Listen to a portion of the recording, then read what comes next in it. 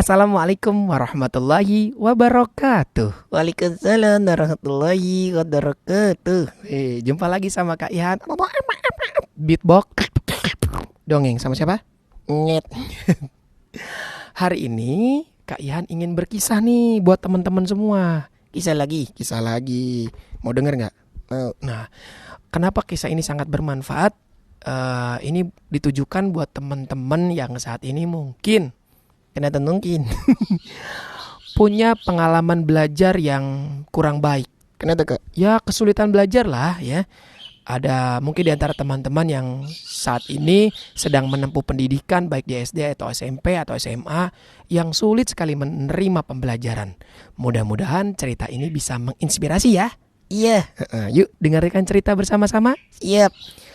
Cerita dimulai.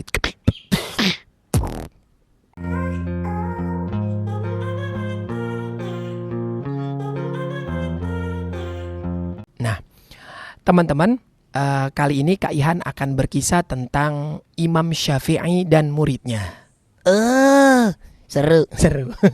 Kisah ini banyak pembelajaran. Amin. Nah, teman-teman, Imam Syafi'i memiliki salah seorang murid bernama Robi'i. Robi. Iya. Suatu ketika Imam Syafi'i mengajar murid-muridnya. Nah, Robi'i ini memiliki kesulitan sekali belajar.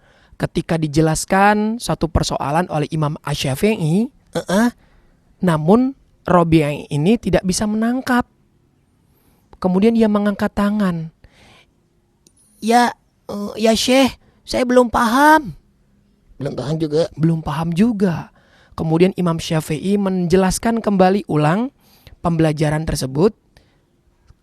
Kemudian Imam Syafi'i bertanya lagi, apakah kamu sudah paham, Robi'i? Belum ya Syekh. Kemudian Imam Asy-Syafi'i mengulang lagi. Diulang lagi kak. Diulang lagi. Dan Imam Syafi'i bertanya lagi, apakah kamu sudah paham, Robi'i? Belum guru. Belum juga kak. Belum. Masih belum. Sampai akhirnya Imam Syafi'i itu mengulang pelajaran yang sama sebanyak 39 kali. Ternyata kak 39. banyak anak. Banyak sekali. Nah, tetapi Robi'i tidak juga paham. Waduh.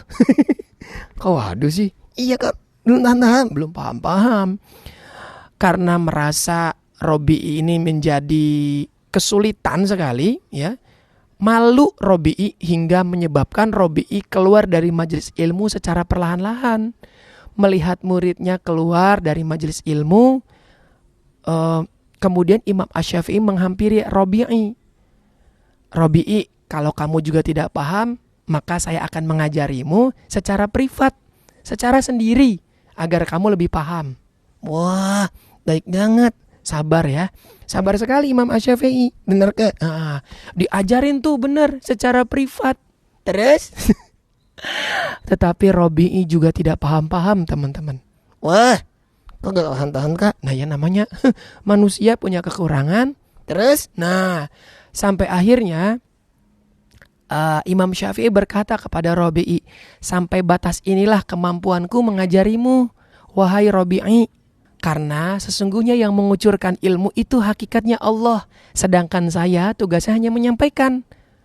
Oleh karena itu, kamu minta saja munajat kepada Allah, agar Allah bisa menerangi hati kamu, sehingga kamu dipermudah menyerap pelajaran. Mendengar nasihat tersebut, Robi'i kemudian bermunajat kepada Allah, meminta kepada Allah. Terus kak, terus? Sampai akhirnya Robi'i termasuk dikenal sebagai murid Imam Asy-Syafi'i, sebagai perawi hadis Nabi juga. Oh gitu? Iya. Bahkan dikenal sebagai ulama yang sangat besar dari kalangan mazhab Imam Asy-Syafi'i. Wah, hebat banget. Nah, karena buah kesabaran gurunya dan karena Robi'i tidak putus asa ketika sedang menuntut ilmu. Oh gitu kak. Iya. Makanya buat teman-teman, jangan berputus asa atas apa yang mungkin sekali kita sulit menghadapi atau menerima pembelajaran. Karena hakikatnya yang mengucurkan ilmu itu siapa? Allah. Maka jika teman-teman merasa kesulitan, berdoalah kepada Allah agar Allah bisa menerangi hati kita sehingga kita bisa menerima pembelajaran dengan lancar. Amin. Nah, begitu ceritanya atau kisahnya untuk hari ini, Nyet. Iya kak, aku jadi paham. Paham ya. Mudah-mudahan kisah ini bisa membawa maslahat buat kita. Amin. Nah, dan jangan pernah putus asa. Ya, sesungguhnya berputus asa itu tidak baik. Iya benar. Nah, sampai berjumpa lagi di kisah selanjutnya. Assalamualaikum warahmatullahi wabarakatuh. Waalaikumsalam warahmatullahi wabarakatuh.